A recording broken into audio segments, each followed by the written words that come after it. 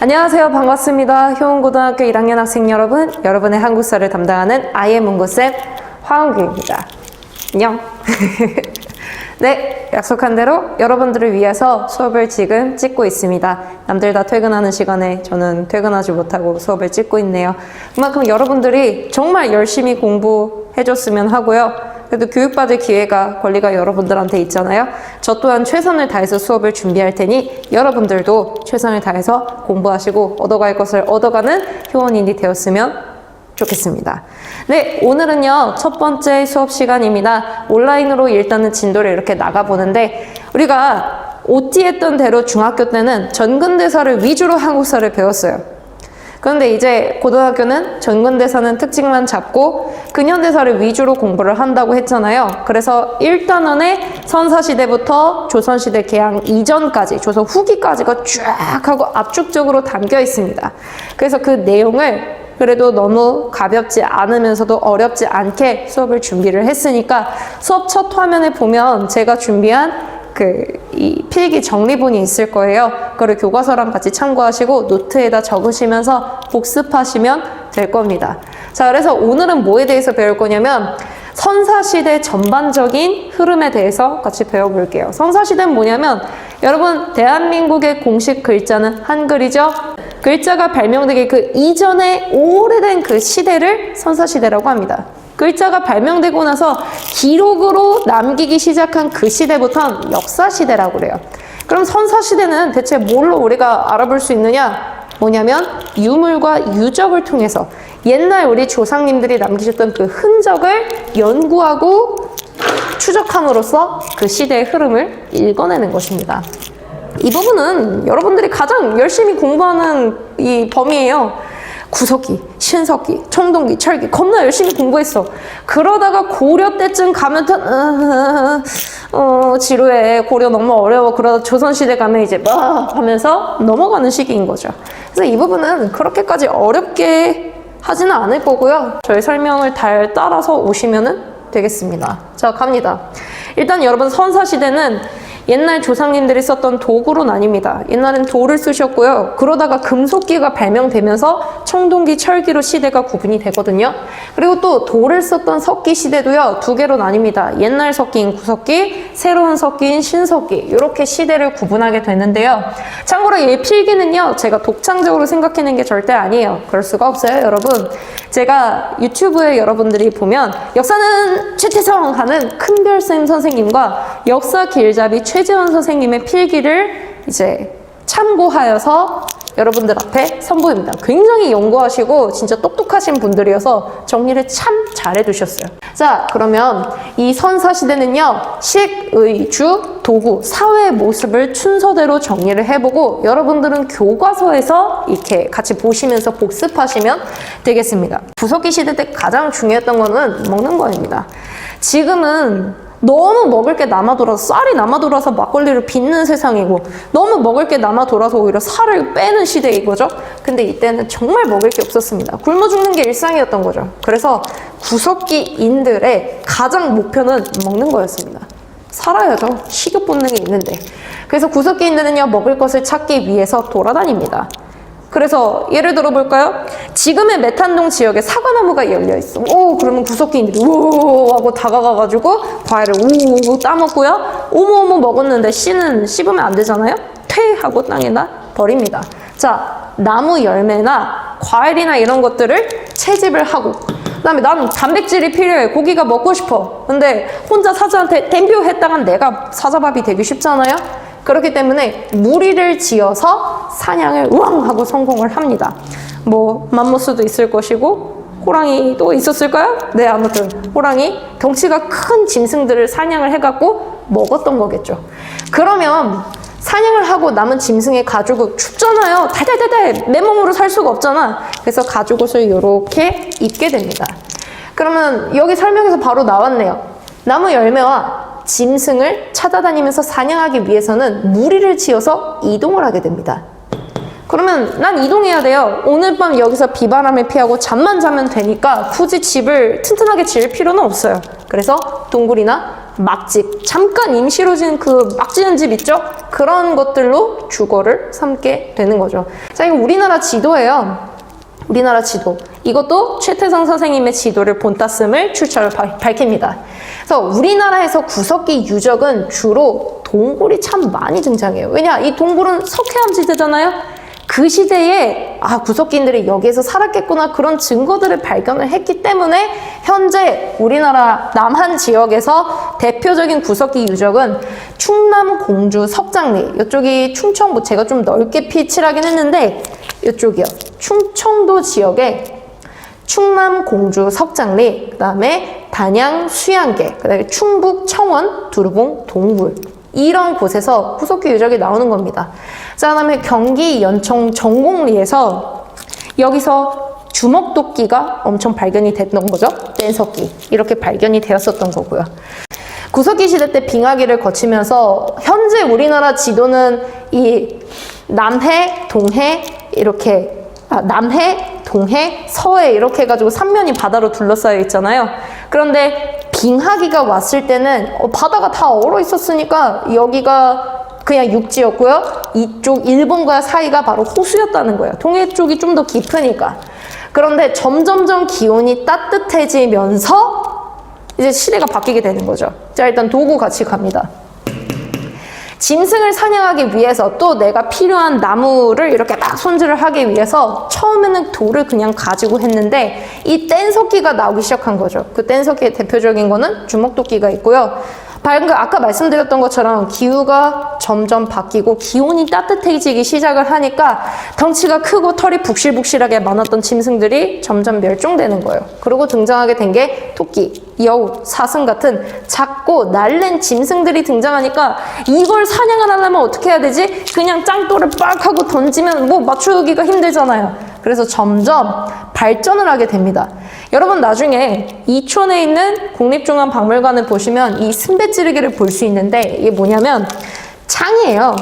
창이에요. 이 나무에 그냥 돌을 꽉 하고 박거나 끈으로 연결하면 너무 덜렁덜렁거리잖아. 나무에 홈을 파가지고 여기 뾰족한 부분을 같이 끼우는 거예요. 그거 부분을 순배찌르기라고 합니다. 지금 보면 뗀석기 시대에서 이렇게 건너오면서 굉장히 많이 발전을 하게 되겠죠.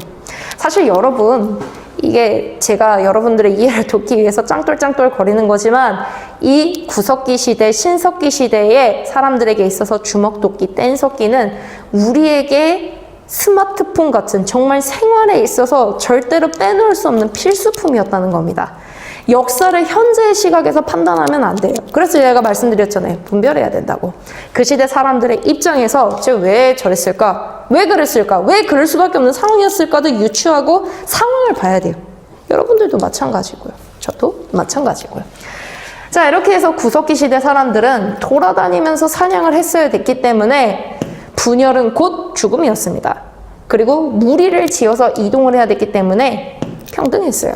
근데 이 평등이 와 지금의 We are the world 이런 평등이 아니에요. 배고픈 평등이에요. 만약에 내 친구가 죽으면 당장 내일 사냥을 나가야 되는데 사냥할 수 있는 인원이 줄어드니까 내가 힘들 확률이 굉장히 커지는 거죠. 그래서 콩 한쪽도 반쪽으로 쪼개가지고 나눠 먹는 평등사회가 바로 이 평등사회입니다. 다만 경험이 많거나 연배가 있는 그 사람이 리더가 되어서 무리를 이끄는 건 있었다 이거죠. 시간이 흐릅니다. 점점 기후도 바뀌고 시간이 흘러가면서 신석기 시대가 도래를 하게 됩니다. 제가 아까 메탄동 사과나무 이야기했었죠? 자, 선생님이 예를 들어 원시인이에요. 선생님이 이때 선사시대 사람입니다. 사과를 우적우적 먹고 씨를 퇴하고 버렸는데 내가 다시 1, 2년 뒤에 그 지역 메탄동을 딱 가보니까 사과씨에서 뭐가 나오고 다시 사과가 뿅 하고 열렸네? 그러한 발견들을 통해서 이거 그냥 따먹으려고 돌아다니는 게 아니라 우리가 이동하는 그거가 아니라 우리가 먹은 거를 좀 이렇게 땅에다가 두면 지가 자라네? 이런 것들이 발견되게 된 겁니다. 그러면서 농사가 시작이 돼요. 그리고 이거는 사실 책에는 안 나왔던 건데 아까 수렵을 했잖아요. 예를 들어서 새끼 늑대를 잡았어. 근데 귀여워. 뭔가 먹을 수 없어. 그리고 먹기엔 너무 양이 작아. 그러면 더 키워놨다 먹어야지. 그러면서 소, 양, 염소, 개 이런 짐승들을 집에서 키우게 됩니다. 이렇게 농경과 목축이 시작이 되면서 이게 혁명적인 변화라고 일컫습니다. 이걸 신석기 혁명이라고 그래요. 생각해보세요. 스마트폰이 발명되었을 때 진짜 혁신이라고 그랬어요. 그 사람들한테 있어서도 그동안 자연에서 주는 것을 얻어먹다가 이제는 우리가 스스로 먹을 것을 생산해내고 키워낸다. 그게 엄청난 발견이었던 거죠. 그걸 신석기 혁명이라고 합니다. 그러면 내가 농사를 짓잖아요. 근데 지금의 농사가 아니라 지금처럼 막 쌀이 엄청나게 나타나는 그거 아니에요. 진짜 조금 나는 거야. 그래서 채집이랑 수렵, 어로 이런 것들을 같이 하면서 농사도 겨우 짓는데 이때 농사는 보리, 콩, 조, 수수, 밭농사입니다. 그러면 일단 내가 여기 이 지역에 씨를 뿌렸어요. 바깥에 그 농경기술 뭐 없어. 아무것도 없어요. 그냥 씨를 이렇게 뿌렸어. 그러면 누가 내 씨를 훔쳐가나? 새가 먹나? 내 씨가 터지지 않을까? 비가 올까 안 올까? 이런 지식들이 쌓이면서 내가 뿌린 씨가 잘 자라고 있는지를 봐야 되는 상황이 온 거예요. 그래서 사람들은 정착을 하게 됩니다. 그냥 아무 데나 그냥 정착하는 거 아니에요. 물이 있고 기온이 따뜻하고 햇볕이 잘 나고 그런 강가나 바닷가에서 사람들이 움집을 짓고 정착을 해서 이 마을이 조금씩 형성됩니다. 아까는 막 지은 집이잖아요. 이제는 좀 본격적으로 우리가 동굴이 없는데 어떻게 살아야 돼? 그럼 이 지푸라기 엮어갖고 움집을 지으면 되지. 이렇게 모여서 살게 되는 겁니다. 그리고 강가니까 바닷가니까 생선도 있고 조개도 있고 그럴 수 있잖아요. 뭐 강가는 다슬기 있고 바닷가는 바지락도 있을 수 있고. 교과서에는 좀 안 나왔는데 제가 이거는 같이 이야기를 해드릴게요. 참고로 선생님의 수업은 최태성 선생님과 최재원 선생님의 수업을 같이 결합을 했기 때문에 내신 준비뿐만 아니라 한국사 능력 검정 시험까지도 준비할 수 있습니다. 그래서 여러분들이 2중, 3중으로 그냥 이렇게 이렇게 막 시간을 낭비하지 마시고 이 수업을 들으면서도 한국사 능력 검정 시험 기출 문제도 한번 풀어보시면 굉장히 좋을 거예요. 참고하세요. 자, 강가나 바닷가의 사람들이 움집을 짓기 시작을 합니다.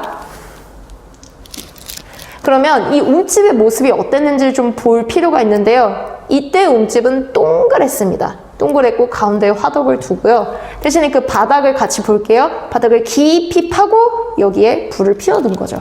여러분들이 나중에 대학을 들어가시거나 직장을 잡거나 그러면 독립을 하게 되어서 자취를 시작하시게 될 때 당장에 가진 자금이 없어서 반지 하나 옥탑방을 들어가게 되실 수 있을 거예요. 그게 문제라기보다는 그렇죠, 문제죠. 사람 건강에 참 안 좋아요. 반지하방, 옥탑방, 여름엔 덥고 겨울엔 춥고 그 다음에 곰팡이, 습기 진짜 문제가 많거든요. 근데 여러분 잘 생각해 보세요. 집을 처음 짓기 시작을 했잖아. 그러면서 아직 기술이 그렇게까지 발전한 건 아니란 말이에요. 그래서 이렇게 일단은 땅을 깊게 파고 불을 피울 수 있게 되니까 이렇게 움집을 만들게 되는 거고, 되게 재밌는 게 뭐냐면 여러분들 바지락 칼국수 이런 거 먹으면 껍데기 안 먹잖아요. 껍데기 이렇게 조개만 추룩 하고 먹고 껍데기들은 따로 이렇게 쌓아두면서 오, 내가 이렇게 많이 먹었군 괜히 막 좋잖아요. 옛날 사람들도 마찬가지였나 봐요. 조개를 강가에서 캐가지고 먹고 여기다가 산처럼 이제 쌓아놓은 거예요. 그거를 조개들의 무덤이라 해서 패총이라고 합니다. 그래서 대표적인 신석기 주거 유적지는요, 8호선 쪽에 서울 암사동에 움집 유적지가 있고요. 패총 같은 경우는 부산 동삼동에 많이 몰려 있습니다. 역사를 여러분들이 굉장히 어렵게 생각하시는데 사실 저도 쉽지는 않아요. 근데 여러분, 사람 사는 거 다 거기서 거기입니다. 비슷해요. 그 시대적인 차이가 있을 뿐이지 사람의 본능이나 감각이나 생각 이런 것들은 변하지 않아요. 똑같아요. 그래서 여러분들이 나라면 어떻게 했을까? 내 시대에 저가 비슷한 모습은 어떤 거지? 같이 생각해 보셨으면 좋겠어요. 자, 그 다음에 정착을 하게 되고 그리고 농사도 짓게 되니까 또 하나의 기술이 발전하기 시작합니다. 이젠 선생님 양복 이 수트 되게 멋있죠? 저희가 수트 되게 좋아하는데 이때는 지금처럼 수트를 입고 다니는 게 아니라 원시적인 수공업이 발전하게 됩니다. 실을 잡는다 그러거든요. 실을 잡는 가락바퀴가 있고 내가 사냥을 해서 동물을 멧돼지를 왕 하고 먹고 그 뼈가 이렇게 좀 부러졌는데 오, 날카로워 보이네? 이거 갈아볼까? 갈아가지고 날카로운 뼈바늘을 만들어서 옷을 만든다든지 그런 원시적인 수공업들이 발전하기 시작했습니다. 이 가락바퀴의 모습은 제가 지금 이렇게 그려놨고요. 가락바퀴 하면 신석기라는 거를 기억해 두시면 되겠습니다. 도구 가볼게요. 신석기는 바로 간석기의 시대였습니다. 왜냐? 아까 얘기를 했지만 이 물론 뗀석기도 진짜 쉬운 게 아니에요. 만드는 거 하나 진짜 쉬운 게 아니야. 근데 사람들이 어떤 특징이 있냐면 손을 쓰게 되고 머리를 쓰면서 생각을 하게 되니까 뇌의 용량이 커져요. 그러면서 생각을 하게 된 거죠. 내가 좀 더 뾰족하게 만들고 싶어. 근데 이거를 깡깡 돌을 깨면 뭐 깨지나? 그게 아니라 쇼고 날카로운데 갈아보니까 되게 뾰족해지네? 그러면서 나오게 된 게 바로 간석기입니다. 그리고 이 간석기는요, 주로 농사랑 사냥하는데 또 쓰이기도 했지요. 왜냐? 이 석재 농기구, 갈돌과 갈판 이런 것들을 쓰기 시작을 했고요. 그 다음에 농사를 짓게 되니까 아주 적은 양이지만 곡식들이 나오게 되잖아요. 여러분 집에서 밥그릇 쓰시죠? 내가 밥 먹어야 돼. 밥도 담고 남은 밥은 보관을 또 해야 돼. 그리고 또 밥 전에 쌀로 있었을 땐 그걸 보관하고 조리하고 밥 먹는 용도로 나오는 게 바로 토기입니다. 뭐 물론 여러분들의 이해를 돕기 위해서지만 아마 조리나 보관 용도로 토기가 발명이 되기 시작했던 걸로 이해하시면 돼요. 그러면서 여기 신석기 시대는 이른 민무늬, 빗살무늬. 이른 민무늬는 그냥 더 적어드린 거고 빗살무늬는 뭐냐면 여러분 그 이쁜 밥그릇 보면 기분 좋아지는 친구들이 있을 거 아니에요. 투박한 밥그릇도 물론 있지만 야 밥을 먹었어. 예를 들어서 신석기 시대 사람 황원규 선생님이 이 토기에다가 먹고 생선 빼가지가 있네? 그걸로 여기다가 빗살 그러고 그림을 그려보는 겁니다. 신기하죠? 정말 본능적으로 사람은 예쁜 걸 좋아하고 아름다운 걸 좋아해요. 그리고 미의식 있고 끄적끄적거리는 것도 좋아해요. 신기하지 않나요? 그 시대 사람이나 우리 현재 시대 사람이나 인간성은 똑같단 말이야. 그렇게 해서 나오게 된 게 신석기 시대의 빗살무늬입니다. 여러분들이 주로 헷갈려 하시는 게 토기 부분이더라고요. 토기는 농사를 시작하면서 이렇게 연계가 되는 겁니다. 그래서 제가 말씀드린 거예요. 농사 하나가 혁명적인 변화를 일으킨 게 토기도 만들어, 정차 사람의 생활 방식도 만들어, 그다음에 이 모든 것들에 영향을 줘. 그리고 가장 중요한 게 뭐냐면 역시 평등해요. 여전히 농사를 짓게 됐지만 정말 이민한 생산물을 가지고 함께 나누어서 살아가는 시대였기 때문에 평등합니다. 다만 뭐가 가지게 됐냐면 사람들이 신앙을 가지게 돼요. 왜냐? 농사 잘 지어야 되잖아. 농사는요, 햇볕과 물, 바람, 이 모든 것들이 정말 중요해요. 그러다 보니 사람이 거대한 만물 앞에, 자연 앞에 그 힘에 대해서 생각하게 된 거죠. 그래서 나오게 된 게 일단 대략 3가지입니다. 애니미즘, 얘는 주로 이제 자연, 태양, 물, 바람 이런 것들을 숭상하게 되고요. 토테미즘은 생명, 곰, 호랑이. 우리 부족의 시족, 우리 부족의 시작은 곰이야, 호랑이야. 토테미즘. 그 다음에 샤머니즘. 무당이라는 존재가 하늘과 땅을 연결한다 그래서 샤머니즘이라는 신앙이 등장하게 되고요. 그 다음에 제가 하나 더 안 썼는데 여러분들 중에 제사 지내는 집 있죠? 조상숭배. 어쨌든 여러분들이 중요한 건 뭐냐면 농사를 짓게 되면서 농사가 잘 되게 해주세요. 비나이다 신앙이 생기면서 이러한 신앙의 형태들이 생겼다. 그걸 기억하시면 되고요. 여기 좀 글씨 안 보이잖아요. 이건 뭐라고 써놨냐면 씨족사회에서 부족사회로 확대가 되었다. 그렇게 이해하시면 돼요. 그건 뭐냐면 건넌마을 B씨족의 총각이 A씨족의 아가씨를 짝사랑한대요. 꼴레리. 그러다가 둘이 마음이 맞아서 결혼을 하게 됩니다. 그런데 A씨족 안에서가 아니라 A씨족, B씨족 각각 다른 부족이 결혼으로 결합하게 되는 거죠. 이걸 우리 부족 바깥에서 결혼을 한다. 족외혼이라고 합니다. 그럼 이 족외혼을 통해서 C족 플러스 C족, 즉 부족이 결성되게 되는 거죠. 이거는 그럼 뭐 A, B 부족 이렇게 나오게 되겠네요. 이해가 되십니까? 점점 농사를 통해서 이 신석기 혁명이라는 어마어마한 변화를 통해서 사회 모습이 점점 구체적으로 잡혀가는 겁니다. 이게 지금 석기를 다룬 시대의 모습들이잖아요. 이제는 금속기가 등장을 하게 됩니다. 청동기, 철기의 모습 함께 살펴볼게요. 네, 바로 옆인 금속기, 청동기, 철기 시대로 건너오게 되었습니다. 여러분들, 제가 오리엔테이션 하면서 시대 구분을 같이 한번 해드릴 텐데요. 참고로 여러분, 시대에 이 숫자에 너무 민감해하지 마세요. 기원전 70만 년 전, 기원전 8,000년 경, 기원전 PC. 여러분, 이거에 너무 집착하지 마세요. 왜냐? 이 시대는 선사시대이기 때문에 기록이 없어요. 만약에 새로운 유적과 새로운 유물이 발굴이 된다, 시대가 점점 올라가요. 아, 엄청 once upon a time 겁나 오래됐구나, 그것만 기억하시면 되고요. 그러면서 그래도 조금 여러분들이 주의해서 보셔야 될 건 금속기가 등장하기 시작하면서부터 사회 모습이 굉장히 급격하게 바뀌었다는 겁니다. 청동기는 그냥 한반도에서 뿅 하고 생겨난 건 아니에요.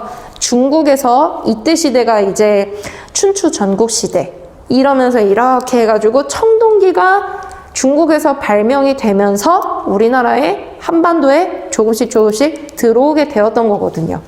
아까 밭농사, 신석기 시대의 밭농사에서 이전 기술이 점점 발전을 하게 되니까 한반도 남부 지역 있죠. 예를 들어 전라도나 경상도랑 이런 남부 지역에서 벼농사, 우리가 잘 먹는 쌀밥 있죠? 쌀농사를 짓는 곳이 나타나기 시작합니다. 유물로 탄화되는 굉장히 오래된 쌀이 발견됐거든요.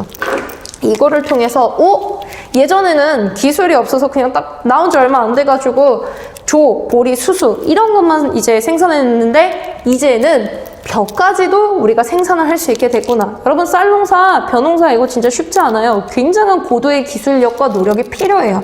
이걸 통해서 뭘 알 수 있냐? 농사 기술이 늘어나면서 이 사람들이 점점 쌀 생산이 엄청 많아졌겠구나. 쌀을 많이 키울 수 있게 되었구나. 그럼 마을에 있는 시족, 부족 사람들이 다 배불리 먹었어요? 남는 게 있겠죠. 그 남는 거를 유식한 말로 잉여라고 그래요. 잉여 생산물이 나오기 시작을 합니다. 근데 왜 갑자기 뜬금없이 전쟁이에요? 여러분, 빈부격차라는 말 들어보셨죠? 네, 맞아요. 가진 자와 가지지 못한 자의 격차가 굉장히 커지는 거. 이거는 한 사회가 하나가 되어서 나아가기가 굉장히 힘들어요. 그리고 오랜 역사의 기록 동안 빈부격차는 정말 해결하기 어려운 숙제였어요. 너무너무 어려운 문제예요. 근데 이게 이때 시대 때서부터 등장하기 시작을 합니다. 자, 그러면 아까 제가 말씀드렸지만 가진 자와 못 가진 자가 나뉘어지게 되는 거죠. 그럼 그들 안에서 힘의 차이가 나타납니다. 가진 자는 더 많이 가지게 되고 못 가진 자는 더 못 가지게 되고, 그러면서 나오게 된 게 뭐냐면 바로 계급이에요. 제가 여기다 이걸 써놨죠? 아까는 평등한 사회였어요.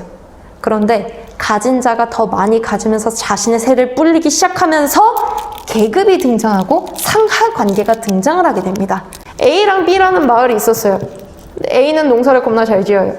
B는 농사를 겁나 못 지어요. 그래서 결국 여기가 부자 국가가 되고 잉여가 많아요. 근데 여기는 잉여조차 없어서 굶고 있어요. 기근. 어떡해. 그러면 몇 가지 방법이 있죠? B 마을이 A한테 밀린다든지, 아니면 B 마을이 치자, 안 되겠다 그러면서 우왕, 니네 고신 내놔 우왕 하면서 전쟁이 늘어나게 되는 거죠. 여러분, 먹고 사는 문제는 정말 치열합니다. 지금도 우리가 저와 또래인 청년들이 실업 문제 때문에, 취업 문제 때문에 박 터지게 머리 터지게 공부하면서, 사실 여러분들, 고등학생인 여러분들도 그 미래를 위해서 지금 열심히 공부하고 계신 거잖아요. 마찬가지예요. 이때 시대는 좀 더 살벌했던 거죠. 생산량이 높아질수록 빈부격차가 커지게 되니까 내가 안 굶고 내 새끼를 배불리 먹이기 위해서 서로의 것을 빼앗는 비극인 전쟁이 늘어나게 되는 거죠. 그러면서 사회가 굉장히 급격하게 변합니다. 드디어 이때부터 청동기 시대부터 계급사회가 생기고요. 그 마을을 이끄는 리더가 이제는 군장이 됩니다. 청동기 시대에 정치적인 힘과 파워를 가졌던 게 바로 군장이라고 할 수 있거든요. 군장은 조금 더 자세히 나중에 설명을 해드리도록 할게요. 자, 청동기 시대에는 농사가 벼농사를 시작을 하게 되면서 이러한 사회 변화가 나타났고요. 움집도 조금 더 구체적으로 이제 발전이 되었습니다. 잘 보세요. 청동기 시대 때부터 좀 더 사람들이 어떻게 하면 살기 좋은 곳일까? 여러분, 이건 통합사회랑도 연결을 해볼 수 있겠네요. 자, 강가 근처에서 사람들이 이렇게 농사를 짓습니다. 이거 움집이에요. 움집이 좀 더 구체적이 되었습니다. 신석기 시대에는 원형이었는데 이제는요 장방형이라고 해서 직사각형 모양으로 집을 만들게 되고요.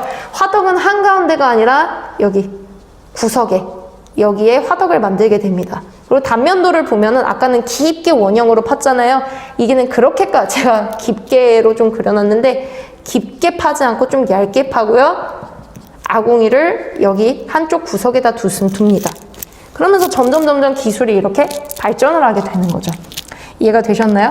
그런데 다만 이 움집이 구릉, 이게 산은 아닌데 언덕을 뒤에 끼고 있어서 바람을 막아주고 앞에 물이 있으니까 차가운 바람도 막고 물도 얻을 수 있어요. 이 지역을 뭐라 그러냐면 뒤에 산이 있고 앞에 강이 가깝다. 배산임수 지역이라고 합니다. 쌤, 그럼 이거 풍수지리랑 똑같은 거 아니에요? 아니에요. 풍수지리는 뭐냐면 산의 형세와 강의 형세, 골짜기의 모양이 사람들의 길흉화복에 영향을 미친다. 그래서 이거는 신라 말부터 들어와요. 신라 말부터 좀 더 구체적이 돼서 이거는 풍수지리가 아니고 청동기 시대는 배산임수라고 여러분들이 기억하시면 되겠습니다. 자, 농사를 열심히 짓잖아요. 청동기 시대니까 청동기로 농기구가 나왔겠네요. 땡. 농사 짓는 기구 혹시 보신 적 있으세요? 그걸 다이아몬드로 짓지는 않아요. 이때 시대의 청동기는 지금 우리 시대의 다이아몬드보다 엄청 귀한 급이에요. 그래서 농기구는 특이하게도 보시면 석재 농기구 똑같이 쓰죠? 반달 돌칼이라고 그래서 요거는 청동기 시대 때서부터 나와요. 어떻게 생겼냐면 돌이 반달 모양인데 여기에 구멍이 뚫려 있어요. 여기에 이렇게 이 끈을 넣어가지고 샥샥샥 벼이삭을 베는데 쓰인 겁니다. 그래서 반달 돌칼은 바로 청동기 시대의 농기구라는 것을 여러분들이 기억해 두세요. 자, 그다음에 토기는요, 민무늬 토기, 미송리식 토기 막 이런 것들이 나오는데 이게 뭐냐면 신석기 시대 사람들은요, 아까 제가 얘기했죠? 생선 그 빼다기로 여기 토기에다가 빗살 그렸다고 그랬죠? 민무늬는 아무것도 없다는 소리예요. 민무늬. 그냥 무늬가 없어요. 대신에 미송리식 토기는 뭐가 있냐면 손잡이가 있어요. 이렇게 딱 하고 들 수 있게. 물론 이것도 현재 학자들이 굉장히 열심히 연구를 하고 있지만 청동기 시대 때 토기는 민무늬, 무늬가 없는 토기가 주로 이제 발명이 되고 사용이 되었다라고 기억하시면 되고요. 군장국가 제가 이야기를 했잖아요. 리더는 다른 사람들이랑 달라야 돼요. 군장은요, 정치적인 힘도 갖고 있고 경제적인 생산물도 많이 갖고 있으면서 나는 남들과 다르다! 이거를 티를 내는 사람이에요. 군장의 힘이 얼마나 어마어마했는지 여러분 고인돌 혹시 사진 보셨어요? 고인돌, 여러분들이 알고 있는 고인돌은 요거잖아요. 근데 이 고인돌은 우리나라에서는 일단 북쪽, 지금 현재 북방 지역에 이게 좀 더 많이 있고요. 남방 지역은 남쪽 지역, 장성이나 이런 지역은 요런 형태가 굉장히 많아요. 근데 이 무게가 어마어마해요. 이게 근데 군장 한 사람의 무덤이랍니다. 우리나라가 전 세계에서 고인돌이 가장 많아요. 그래서 유네스코에서 인정해줬어요. 고인돌 짱 많음. 이 유네스코에서 인정해준 고인돌 국가입니다. 여러분들이 살짝 오해하시는 게 있는데 코로나 터지기 전에 고인돌 축제 하면은 그거를 또 재현한다고 원신 목장을 입어요. 막 우가 이러면서 막 돌을 옮기고. 아니에요, 여러분. 그렇지 않아요. 그렇지 않아요. 그건 틀린 거예요. 제가 아까 얘기했잖아요. 여기서부터 옷이 만들어지기 시작을 했다고. 우가는 말 그대로 구석기 시대 때부터 점점 발전해가고 이제부터는 옷을 제대로 입고 사람들이 공사를 하면서 동원을 하는 거예요. 대단하지 않습니까? 어마어마한 무게의 무덤을 만들 정도로 군장의 힘이 셌다. 그거 기억하셔야 돼요. 그래서 군장의 무덤이라고 알려져 있는 건 고인돌, 그 다음에 비파형 동검 거친 무늬 거울입니다. 여러분 나중에 기회가 되면 비파라는 과일을 찾아보시고요. 비파라는 중국의 악기가 있습니다. 중국의 청동기가 들어오기 시작하면서 이렇게 이게 비파형 동검이에요. 요렇게 생겼어요. 북방식 고인돌과 비파형 동검은 어느 지역이 어느 나라가 있었냐는 것을 얘기해주냐? 고조선의 위치를 알려줍니다. 고조선의 위치를 알려줘요. 이거는 제가 고조선 할 때 좀 더 자세하게 얘기할게요. 군장이 왜 중요하냐면 아까 정치, 경제, 파워가 있다고 그랬죠? 그 다음에 요 청동기가 햇볕을 받으면 반짝반짝반짝해요. 쌩, 그거 뭐예요 그게? 여러분 잘 생각해 보세요. 옛날엔 군장만이, 소수의 힘이 있는 군장만이 청동기를 가졌다? 그럼 햇볕에 반짝반짝반짝 피면 나의 말을 들으라! 반짝반짝반짝! 얼마나 무섭겠어요. 태양의 힘이 농사에 직결된다는 걸 사람들이 서서히 알고 있는데 태양빛을 반짝반짝반짝반짝 오! 저 사람은 하늘이 내린 사람이야. 내가 섬겨야 돼. 이렇게 되는 거죠. 그거 잘 기억해 두세요. 다음 고조선 땐 재정일치라는 개념에 대해서 배우게 될 겁니다.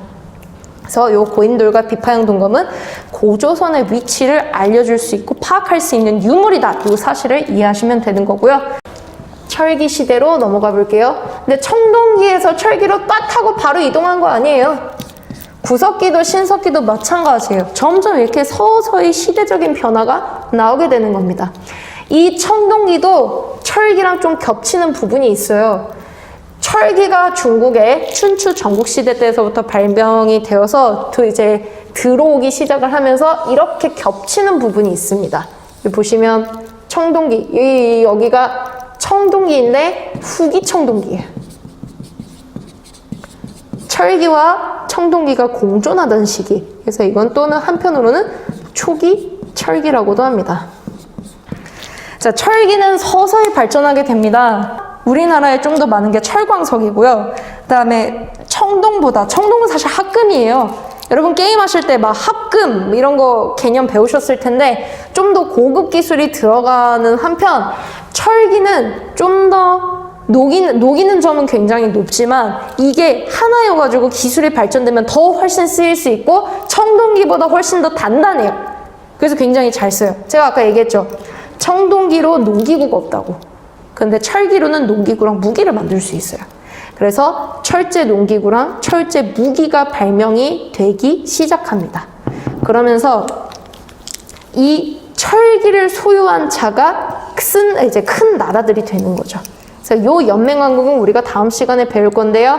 부여, 고구려, 옥저, 동해, 사만 요 연맹왕국에 대해서 배울 거고요. 여기서 살아남는 나라가 고구려, 백제, 신라, 가야 요 나라들에 대해서 배울 겁니다.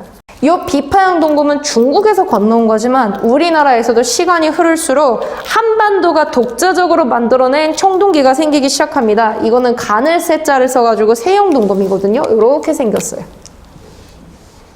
이렇게. 중국의 것보다 좀 더 깔쌈하게 생겼죠. 그 다음에 거친 무늬 거울에서 잔무늬 거울. 거친 무늬 거울이 뭐냐면 거울의 뒷면이 이렇게 꼭지가 달려있고요. 되게 이게 무늬가 엄청 많이 새겨져 있어요. 이걸 단유세문경이라고도 하는데 하여튼 이 거울 꼭지 뒤편 부분이 거칠어요, 무늬가. 잔무늬 거울은 여기서 더 이렇게 섬세한 무늬들이 나오게 되는 거죠. 여기서 여러분들이 아셔야 될 건 뭐냐? 한반도에서 청동기를 다루는 독자적인 기술이 만들어졌구나. 발전됐구나. 이제 지배층의 무덤에서 명도전, 오수전. 이거는 춘추 전국시대 때 화폐거든요. 춘추 전국이라고 썼다 할게요. 그 다음에 오수전은 중국 한나라의 화폐예요. 지금으로 따지자면 만약에 은규쌤이 나이가 들어서 하고 죽었는데 저의 손자가 할머니 안녕 이러면서 달러를 넣어뒀다고 생각해보세요. 그거랑 비슷하다는 거예요. 그 다음에 붓. 이걸 통해서 뭘 알 수 있냐면 중국에서부터 청동기가 들어오기 시작하고 중국에서부터 철기가 들어오기 시작했네. 우리가 중국과 교류했구나. 그러면서 발전된 문화를 받아들이면서 서로 경쟁을 하게 됐구나. 그걸 생각하시면 되겠습니다. 자, 이렇게 해서 구석기, 신석기, 청동기, 철기 시대의 사회 모습을 이렇게 잘 살펴봤는데요. 여러분이 배우셨던 중학교의 지식과 함께 복습을 하시면서 차근차근 살펴보시면 되겠습니다. 오늘은 선사시대에 대해서 배웠고요. 다음에 우리가 등교 수업으로 함께 공부를 할 때에는 우리 원삼국시대라 불리는 여러 나라의 등장, 그리고 고조선, 그리고 고구려, 백제, 신라, 가야 이 여러 나라에 대해서 다시 한번 배워보도록 하겠습니다. 수고하셨습니다. 한국사는 아이의 문구쌤.